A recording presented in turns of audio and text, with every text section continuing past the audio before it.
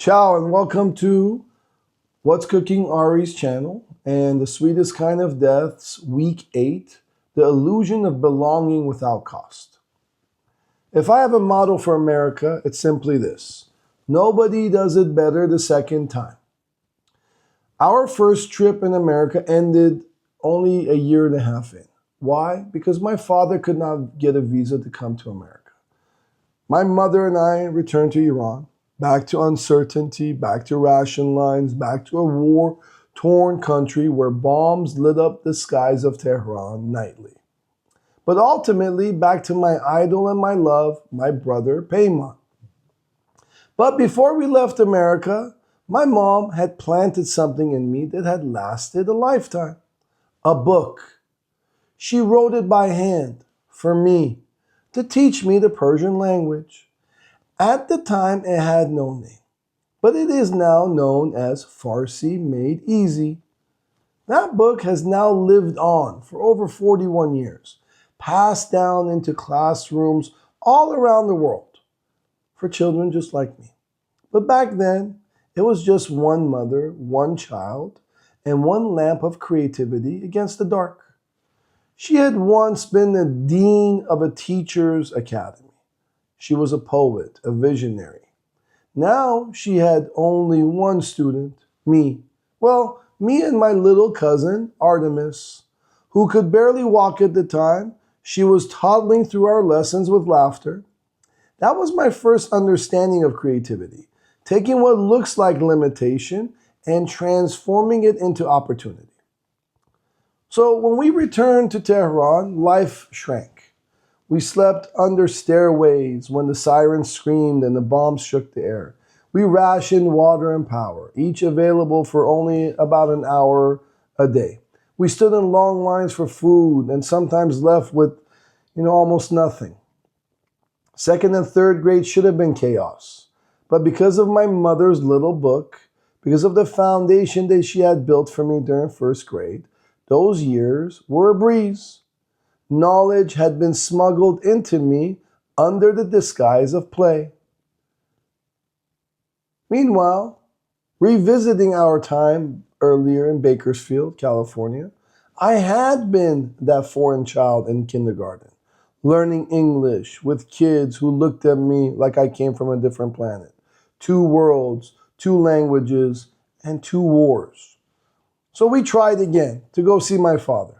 This time, went back to France. Mama spent every dollar of summer money to get us there and have some fun.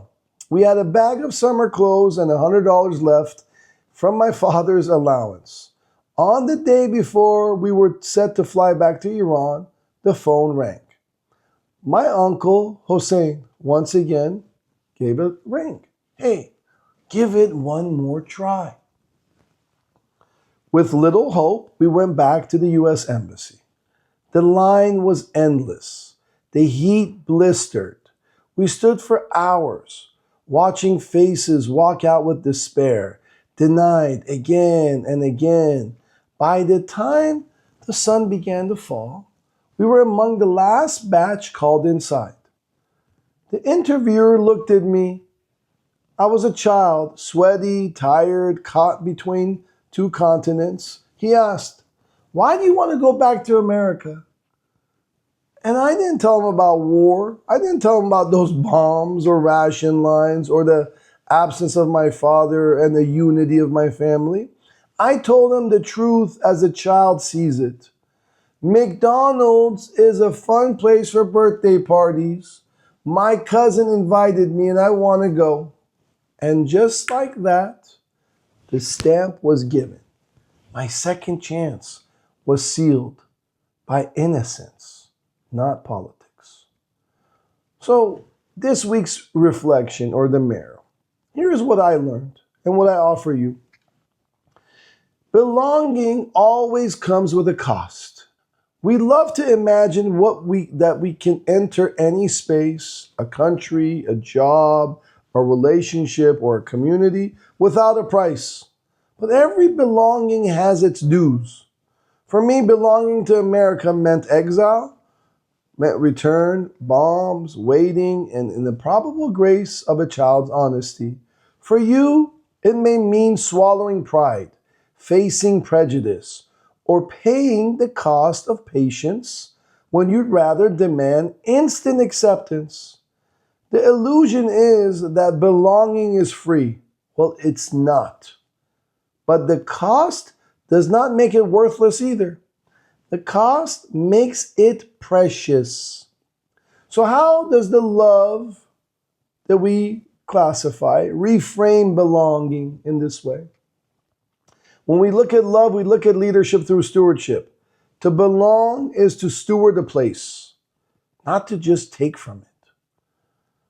For us, love means opportunity through creativity. My mother's book was Creativity in Exile. Belonging often begins with building something small and unseen until it becomes a foundation. A vision that unites. True belonging does not erase differences, it unites through them. And finally, empowerment, which leads to enrichment. Empowerment is being let in. Enrichment is what happens when you give back to the community that welcomed you. And in the bank of time and trust, belonging is not a deposit made only once. It is a recurring payment. It's earned with gratitude, with contribution, with memory of the cost. So, what is our practical reflection of this week? Think about the communities that you're a part of, your workplace, your family, your nation, your friendships. Where are you pretending belonging is automatic? Where are you consuming without contributing? And then think of the communities you long to enter. What price are you willing to pay? Because if you're not willing to pay, you will never truly belong. So here is the kill move. And please try to do it in 48 hours. Your exercise this week. Step 1. Identify one community that you belong to but have taken for granted. Step 2. Within 48 hours, contribute. Not with money, but with presence, with creativity, and with gratitude. Step 3.